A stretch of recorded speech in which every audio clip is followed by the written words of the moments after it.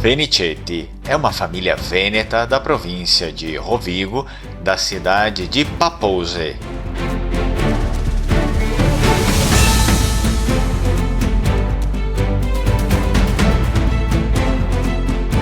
O sobrenome Fenicetti tem origem no nome latino Alfenus, amplamente utilizado na Antiguidade e que se manteve em uso durante a Idade Média.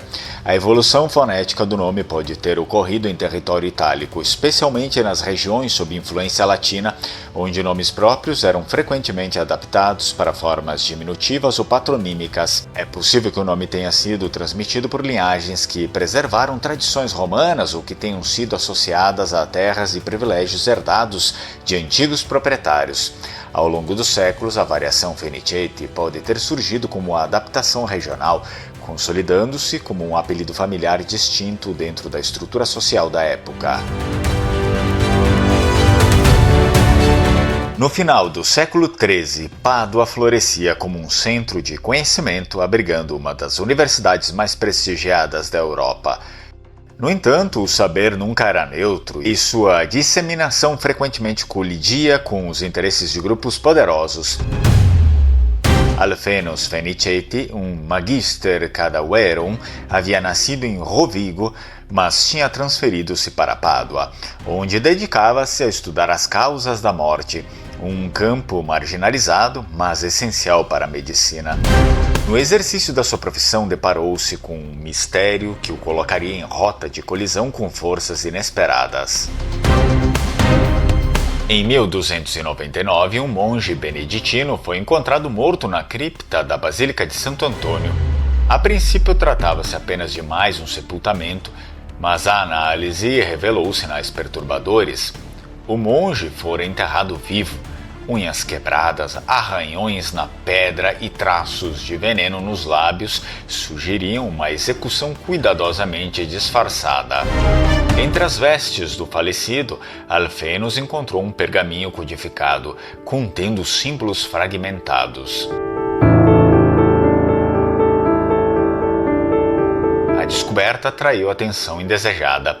No dia seguinte, Fenicetti percebeu que estava a ser seguido. Sua casa foi revirada e seus registros desapareceram. Quando tentou relatar o caso às autoridades universitárias, foi recebido com frieza. O silêncio em torno do assunto indicava que mexera com algo perigoso. As suas investigações revelaram um padrão perturbador. Outros 5 homens haviam sido encontrados mortos em condições semelhantes nos últimos 20 anos. Todos tinham uma ligação em comum, trabalhavam com documentos antigos e estavam envolvidos em estudos de engenharia e arquitetura. Seguindo as pistas do código encontrado com o monge, Alfenus identificou a referência a um local fora dos muros de Pádua. No entanto, antes que pudesse explorá-lo, enfrentou a resistência de um inimigo inesperado, a Guilda dos Pedreiros de Pádua. A guilda, que controlava todas as grandes construções da cidade, possuía uma influência comparável ao dos nobres e dos grandes mercadores. O domínio sobre projetos de fortificação, aquedutos e edifícios significava acesso a segredos que não podiam ser revelados. Os registros indicam que, ao investigar mais a fundo, Fenicetti deparou-se com vestígios de uma antiga rede de túneis e câmeras subterrâneas, cuja existência era desconhecida para a maioria da população. A guilda não podia permitir que essas informações viessem à tona.